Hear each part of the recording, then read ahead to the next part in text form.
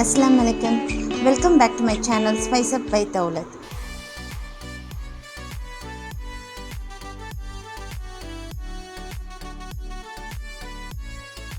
வீடியோக்குள்ளே போகிறதுக்கு முன்னாடி நான் போடுற வீடியோஸோட ரெசிபிஸ் உங்களுக்கு பிடிச்சிருந்துச்சுன்னா லைக் பண்ணுங்கள், அப்படியே சப்ஸ்கிரைப் பண்ணுங்கள். கூடவே அந்த பெல் ஐக்கானை கிளிக் பண்ணிங்கன்னா நான் போடுற வீடியோஸோட அப்டேட் உங்களுக்கு நோட்டிஃபிகேஷனாக வரும். இன்றைக்கி நம்ம பார்க்க போகிற ரெசிபி கடலை மிட்டாய். நிறைய பேருக்கு பர்ஃபின்னு சொன்னால் புரியும். ஸோ இது பீனட் பர்ஃபி. ஸோ இது செய்கிறது எப்படின்னு பார்க்கலாம். இப்போ கடலை மிட்டாய் செய்கிறதுக்கு தேவையான பொருட்கள் என்னென்னு பார்க்கலாம். நான் ஒரு 200 கிராம் வேர்க்கடலையை இந்த மாதிரி வறுத்து ஆறுனக்கப்புறம் அதோட தோலை நீக்கி எடுத்து வச்சுருக்கேன். அதுக்கப்புறம் சர்க்கரை ஒரு 150 கிராம். அதுக்கப்புறம் பட்டர், அது ஒரு 10 கிராம் அளவு தான் நம்மளுக்கு தேவைப்படும். கடலை மிட்டாய் செஞ்சு நம்ம ஒரு மூலில் தான் நம்ம ஆட் பண்ணணும். ஸோ அந்த மூலில் ஆட் பண்ணும் போது அது ஒட்டாமல் அது நம்மளுக்கு வர்றதுக்காக இப்போ நான் இந்த மாதிரி ஒரு 2 செராமிக் பவுல் எடுத்திருக்கேன். இது நீங்கள் எந்த பவுல் வேணாலும் எடுத்துக்கலாம். பட் அதுக்கு நீங்கள் ஃபஸ்ட்டு இந்த மாதிரி ஒரு பட்டர் கோட்டிங் கொடுத்துருங்க. அதான் இதுக்கு மேலே இப்போ நான் ஒரு பட்டர் பேப்பர் வைக்க போகிறேன். ஸோ அதெல்லாம் ஒட்டாமல் வர்றதுக்காக தான் இந்த ஒர்க் நம்ம செய்கிறது. ஸோ இந்த மாதிரி நம்ம எந்த மோல்டில் ஆட் பண்ண போகிறோமோ அதை ஃபுல்லாக எப்படி பட்டரால் கோட் பண்ணக்கப்புறம் நான் ஒரு பட்டர் பேப்பர் எடுத்து அதையும் இப்போ பாருங்கள் இந்த மாதிரி ப்ளேஸ் பண்ணுறேன். ஸோ இது நம்மளுக்கு எடுக்கிறதுக்கு கொஞ்சம் நல்ல ஈஸியாக வரும். ஸோ இதே மாதிரி நீங்கள் கீழே அந்த பேப்பர் அந்த மோல்டை விட்டு வரணுன்றதுக்காக தான் அந்த செராமிக்லேயும் நான் கொஞ்சம் பட்டர் தடவினேன். இப்போ இந்த பட்டர் பேப்பர்லேருந்து நம்ம ஆட் பண்ணுற அந்த சாக்லேட்டை எடுக்கிறதுக்கு ஈஸியாக வரணுன்றதுக்காக இப்போ பட்டர் பேப்பர் மேலேயும் நான் கொஞ்சம் பட்டர் தடவுறேன். ஸோ இந்த மாதிரி எல்லா கார்னர்ஸ்லேயும் நீங்கள் பட்டர் தடவிக்கோங்க.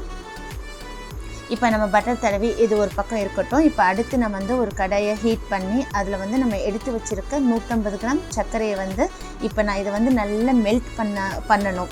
ஸோ இது நல்லா பாகாக மெல்ட் பண்ணணும்.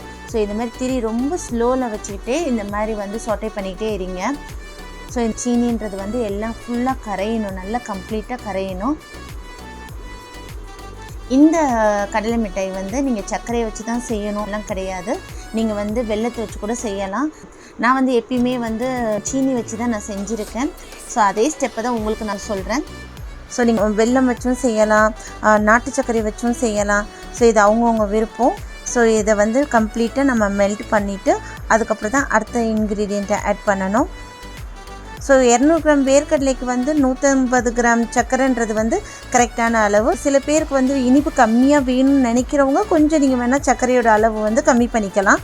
பட் நான் கொடுத்துருக்க அளவு மெஷர்மெண்ட் கரெக்டான அளவு கரெக்டாக இருக்கும், ரொம்ப திகட்டவும் செய்யாது.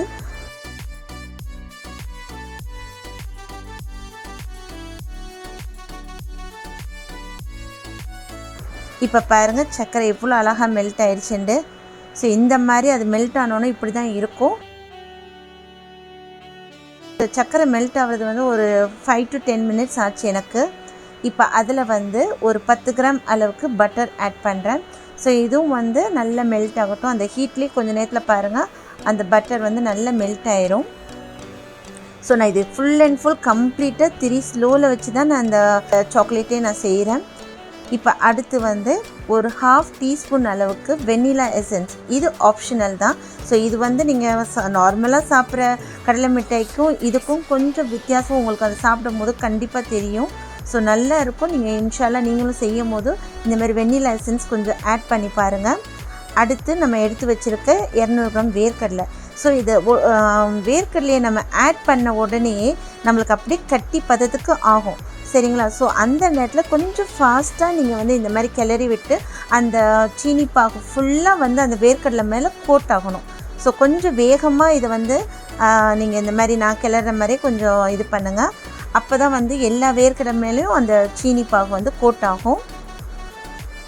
ஸோ நீங்கள் கொஞ்சம் நேரம் கை விட்டாலும் அது அப்படியே ஃபுல்லாக கெட்டியாயிரும். ஸோ அந்த ஹீட்டில் இருக்கிறனால தான் இப்போ இது நம்மளுக்கு இப்படி இருக்குது. நம்ம ஹீட்டை விட்டு இறக்கிட்டோம்னா இப்போ உடனே அது கெட்டியாயிரும். ஸோ இப்போ நான் ஃப்ளேமை ஆஃப் பண்ணிட்டேன். இப்போ நல்லா எல்லா வேர்க்கடலை மேலேயும் நம்ம சீனி பாகு நல்லா கோட் ஆயிடுச்சு. இப்போது நான் அந்த பட்டர் தடவி வச்சுருக்க அந்த மோலில் நான் ஆட் பண்ணுறேன். ஸோ ஃபஸ்ட்டு ஒரு மோலில் ஆட் பண்ணுறேன், அடுத்து இன்னொரு மோல்லையும் நான் ஆட் பண்ணுறேன். ஸோ நீங்கள் வந்து அடுப்புலேருந்து இறக்குனதோடய ஃபஸ்ட்டு நம்ம எந்த ஷேப்புக்கு நம்ம வந்து அதை கட் பண்ண போகிறோமோ அந்த மூலில் வந்து ஃபஸ்ட்டு ஆட் பண்ணிடுங்க. நீங்கள் வந்து ஒரு 1 மினிட் நீங்கள் லேட் பண்ணாலும் உங்கள் கடாயிலே வந்து அந்த மிட்டாய் வந்து அப்படியே க்ரிப்பாக பிடிச்சிக்கிறோம். ஸோ நீங்கள் அதனால் அந்த ஹீட்டில் இருக்கும் போதே நீங்கள் வந்து சீக்கிரமாகவே அந்த மூலில் வந்து ஆட் பண்ணிக்கோங்க. ஸோ நீங்கள் என்ன செய்யுங்க, ஒரு ஸ்பூனில் வந்து பட்டர் தடவின ஸ்பூனில் வந்து ஸோ இந்த மாதிரி ஸ்ப்ரெட் பண்ணி விடுங்க.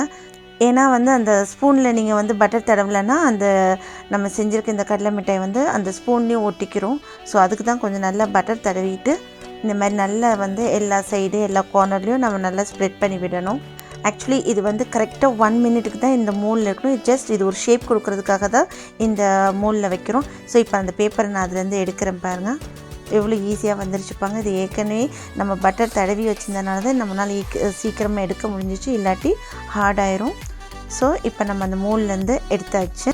ஜஸ்ட் இந்த ஒரு ஷேப்பு போட்டுட்டு எல்லாம் ஒரு பைண்டிங் ஆகிறதுக்கு தான். அடுத்து வந்து நான் வந்து ஒரு நைஃப்பில் வந்து பட்டர் தடவி இப்போ அந்த சூட்டோடே அந்த நம்ம அந்த மூல்லேருந்து எடுத்ததோடையே இதை வந்து இப்போ நான் வந்து பாருங்கள் ஹாரிசான்டலாகவும் வெர்டிக்கலாகவும் இப்போ நான் வந்து இதை கட் பண்ணுறேன். இது வந்து அந்த சூடு இருக்கும் போதே நீங்கள் கட் பண்ணாதான், ஆறுனக்கப்புறம் நீங்கள் கட் பண்ணிங்கன்னா உங்களால் கட் பண்ணவே வராது உங்களுக்கு. ஸோ சூடு இருக்கும் போதே நான் கட் பண்ணுறேன். ஸோ நம்ம கடலை மிட்டாய் நீங்கள் கடையிலலாம் வாங்கி சாப்பிடையில எப்படி இருக்கும், ஒரு ஸ்கொயர் சதுர ஷேப்பில் தான் இருக்கும். ஸோ அதே ஷேப் வரணுன்றதுக்காக, அந்த கார்னர்ஸ் வரணுன்றதுக்காக தான் நான் இந்த மோல்டு எடுத்திருக்கேன். ஸோ அதுக்கு இதுதான் எடுக்கணும்னு கிடையாது, அது உங்கள் இஷ்டம். கட் பண்ணதுக்கப்புறம் ஒரு 2 to 3 மினிட்ஸ் வந்து நீங்கள் அப்படியே விட்டுருங்க. ஸோ ஃபேன் காற்றுலேயே இது வந்து கொஞ்சம் நேரம் ஆறட்டும். ஆறுனக்கப்புறம் ஃபஸ்ட்டு நல்லா இந்த மாதிரி நம்ம கட் பண்ணி வச்சுருக்கனால இப்போ பாருங்கள் நான் அப்படியே பிரேக் பண்ணுறேன். ஸோ நம்ம கட் பண்ணனால தான் இந்த அளவுக்கு ஈஸியாக இருக்குது நம்மளுக்கு பிரேக் பண்ணுறதுக்கு.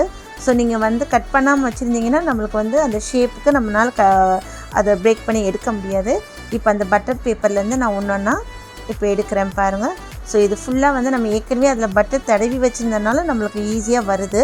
இந்த பாருங்கள் நான் ஒன்று உங்கள்கிட்ட காமிக்கிறேன். ஸோ அழகாக வந்துடும், இது ஒரு பிரச்சனையும் கிடையாது. ஸோ நீங்கள் நல்ல பட்டரை மட்டும் அந்த மோல்லையும் சரி இந்த பட்டர் பேப்பர்லேயும் சரி நல்லா தடவிக்கோங்க.